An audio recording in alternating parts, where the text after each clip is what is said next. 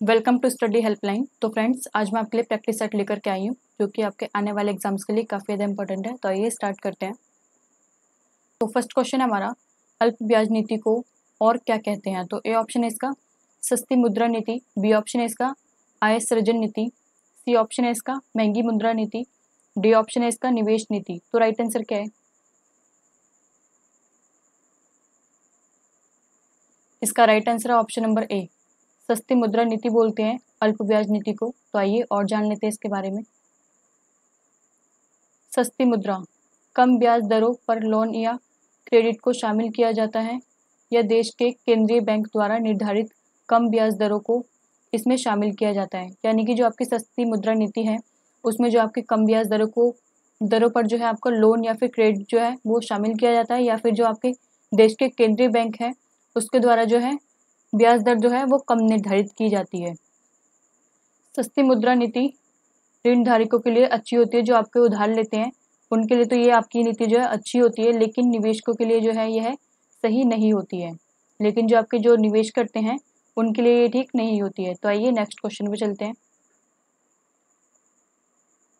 तो second question हमारा, Cripps mission Bharat कब आया। तो ए ऑप्शन है इसका 1946 में, बी ऑप्शन है इसका 1945 में, सी ऑप्शन है इसका 1942 में, डी ऑप्शन है इसका 1940 में। तो राइट आंसर क्या है?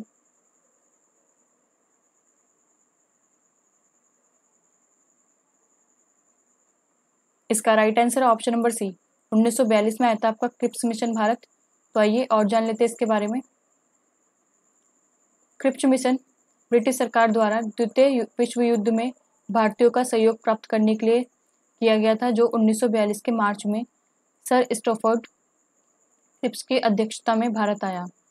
जो आपके ब्रिटेन के जो सर स्टैफोर्ड क्रिप्स थे उनकी अध्यक्षता में जो है यह भारत आया था 1942 में। ये आपका क्यों लाया गया था? ताकि उनको द्वितीय विश्व युद्ध था जो आपकी दूसरी वर्ल्ड वॉर थी उसमें जो है भारतीयों का सहयोग मिल सके। तो आइए नेक्स्ट क्वेश्चन पे चलते हैं। तो थर्ड क्वेश्चन हमारा, दूसरे एंग्लो मैसूर युद्ध में गवर्नर जनरल कौन था।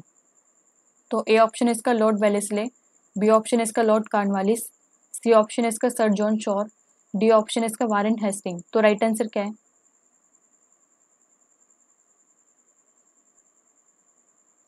इसका राइट आंसर है option number D, Warren Hasting था दूसरे एंग्लो मैसूर युद्ध में गवर्नर जनरल। तो आइए और जान लेते हैं। द्वितीय अगला मैसूर युद्ध 1780 से लेकर के 1784 तक, 1780 से लेकर के 1784 तक जो है ब्रिटिश इंडिया कंपनी और मैसूर राज्य के मध्य हुआ था। ये ब्रिटिश इंडिया जो आपकी कंपनी थी और जो आपका मैसूर राज्य था उनके बीच हुआ था ये युद्ध, द्वितीय अगला मैसूर युद्ध। उस समय वारेन हेस्टिंग जो थे वो गवर्नर जनरल थे भारत में। 1784 में मैंगलोर की संधि पर हस्ताक्षर होने के बाद जो है इस युद्ध का समापन हुआ था। तो आप ये याद रखिएगा, आपका युद्ध ये कब समाप्त हुआ था? जब मैंगलोर की संधि पर जो है हस्ताक्षर हो गए थे 1784 में, 1784 में। तो आइए नेक्स्ट क्वेश्चन पे चलते हैं। तो फोर्थ क्वेश्चन हमारा, कैंसर के उपचार में निम्नलिखित में से किसका प्रयोग किया जाता है। तो ए ऑप्शन है इसका फिजियोथेरेपी, बी ऑप्शन है इसका कीमोथेरेपी, सी ऑप्शन है इसका इलेक्ट्रोथेरेपी, डी ऑप्शन है इसका साइकोथेरेपी। तो राइट आंसर क्या है?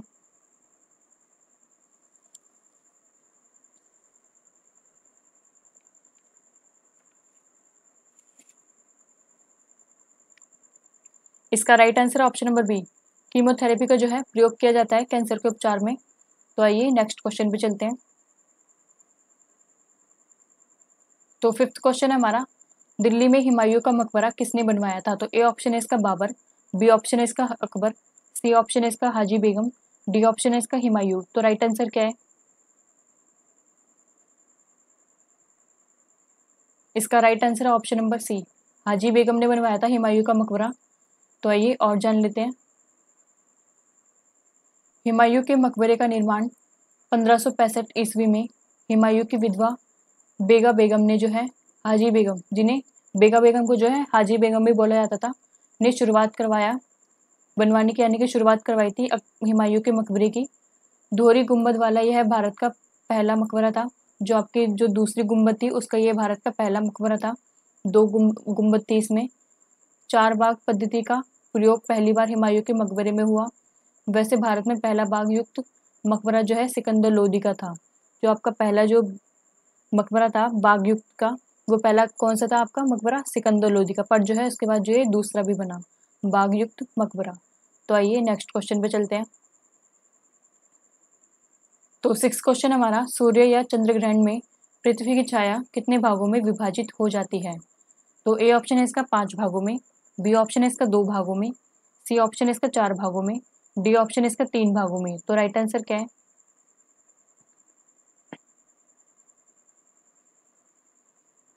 इसका राइट आंसर है ऑप्शन नंबर डी, 3 भागों में जो है सूर्य या चंद्र ग्रहण होने पर जो है पृथ्वी की छाया जो है वो 3 भागों में विभाजित हो जाती है।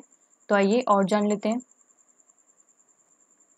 चंद्र ग्रहण के दौरान पृथ्वी की छाया को 3 भागों में बांटा जाता है। उनके नाम है आम्बरा, पेनाम्बरा और एटाम्बरा। आम्बरा जो है आपकी यह छाया का सबसे भीतरी और सबसे गहरा भाग होता है, जहाँ रोशनी पूरी तरह अवरुद्ध होती है, वहाँ पर जो है रोशनी नहीं पहुँच सकती है। यह आम्बरा जो है ये सबसे भीतरी भाग होता है, सबसे अंदर का भाग होता है, सबसे गहरा भाग होता है आम्बरा। तो आइए नेक्स्ट क्वेश्चन पे चलते हैं। 7th क्वेश्चन हमारा, गूदेदार थैलेमस किसमें खाने योग्य होता है? तो ए ऑप्शन है इसका सेब, बी ऑप्शन है इसका टमाटर, सी ऑप्शन है इसका संतरा, डी ऑप्शन है इसका आम। तो राइट आंसर क्या है? इसका राइट आंसर है ऑप्शन नंबर ए, सेब जो है आपका गूदेदार थैलेमस है, ये जो है खाने के योग्य है। तो आइए जान लेते हैं इसके बारे में। सेब एक सेबीय साधारण गूदेदार फल है, लेकिन गूदेदार पुष्पासन द्वारा चारों ओर घिरे होने के कारण यह एक मिथ्या या फूट फल है, जो कि वास्तव में गूदेदार हो जाने से एक खाने योग्य फल है। वास्तविक फल इसके अंदर होता है। नाशपाती भी जो है गूदेदार फल का जो है कि उदाहरण है।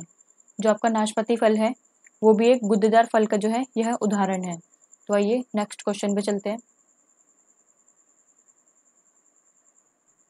तो 8th क्वेश्चन हमारा, गैमेक्सेन का रासायनिक नाम क्या है? तो ए ऑप्शन है इसका टोलुइन, बी ऑप्शन है इसका क्लोरोबेंजीन, सी ऑप्शन है इसका एनिलीन, डी ऑप्शन है इसका बेंजीन हेक्साक्लोराइड। तो राइट आंसर क्या है?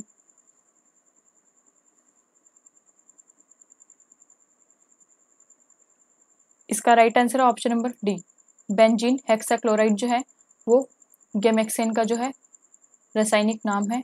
तो आइए नेक्स्ट क्वेश्चन पे चलते हैं।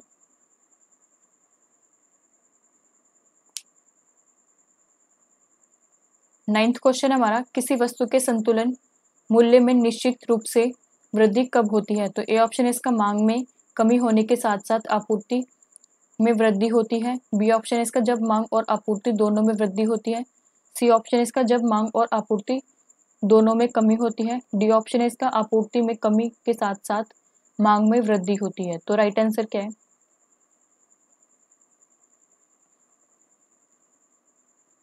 इसका राइट आंसर है ऑप्शन नंबर डी, आपूर्ति में कमी के साथ साथ मांग में वृद्धि होती है। तब क्या होता है आपका, किसी वस्तु के संतुलन में जो है मूल्य में निश्चित रूप से वृद्धि होती है। नेक्स्ट क्वेश्चन पे चलते हैं। 10th क्वेश्चन हमारा, निम्नलिखित में से कौन सा देश मुख्य तांबा उत्पादक देश है? तो ए ऑप्शन है इसका श्रीलंका, बी ऑप्शन है इसका इंडोनेशिया, सी ऑप्शन है इसका चिली, डी ऑप्शन है इसका रूस। तो राइट आंसर क्या है?